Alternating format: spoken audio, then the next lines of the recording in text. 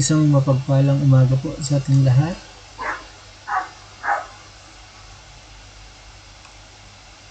Ito na po yung ating proposal sa bagong layout ng ating church, gagawing church accommodation. So, ito na po. So, akit tayo dito sa pulpit. Ayan. So, yan. Merong sofa. Teka, makapagubad ba ako ng sapatos? Ay, wala pala akong paa. Okay. Nalagyan na po ng sofa at saka ng table. Punta tayo sa first room. Yung first room, pwede po dito ng couples. Yan. With twin size bed. And isang AC. Closed partition po yan. Okay. Closed partition. In-extend natin doon. Pwedeng paglagyan ng aparador or anumang bagay ang nais ko dyan ilagay. So ito po yung second room natin, ang room ni Sara Estela. Yan, dito na po natin nilagyan ng pinto with double deck. Yan, nilagyan natin ng AC dito before yung pinto nya. Ngayon, close na natin. And yan po. Yung sukat i-post ko mamaya sa JPEG. Isa-send ko po sa group yung measurements ng every room. Punta naman tayo sa third room. Sa third room, pwede po dito ang bachelor. Yan.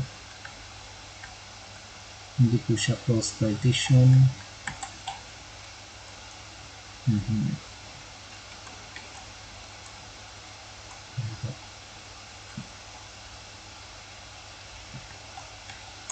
Ang height po nito hanggang dyan po ay isang tabla, meaning to say 240 centimeters or 2.4 meters. Ito po ang magiging fourth room.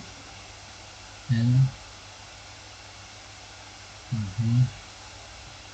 double deck, sharing po sa AC, split type. Hindi po siya closed partition. Okay. Ito naman po yung papasok sa kitchen and CR. So ito po yung male CR and doon naman po ang female CR. Ito naman ang kitchen. Nilagyan ko lang siya ng konting design at nirenovate. Kaya na pong bahala. Yan. Ito po yung back door nya. Ito yung free space. Kung nais mo nilagay dyan. Pang storage. Yan. Yan po ang kitchen. So, ito naman po yung fifth room. Yan. Nilagyan natin siya ng partition doon. Ito po ay closed partition po ito. Yan. Medyo in-extend natin doon para medyo lumawak yung lugar nito. Nilagyan ko lang po siya ng single bed. Closed partition po ito. Okay, before nandito yung pintuan ng kwarto nila Pastor Estela, but now close na po natin siya. Okay, now let's go to the pastoral room. Ito po yung female CR. Ito po yung pastoral room. Let's go inside. Ayan po, with AC. Nilagyan ko lang siya ng double size bed or twin size bed. Ayan po, yung pastoral room. Hindi ko na ginalaw yung mga cabinets dito. As is na lang po siya. With TV. Yan. Para sa mag-asawa, pwede silang manood ng TV. Okay, dibot natin ito. Yan.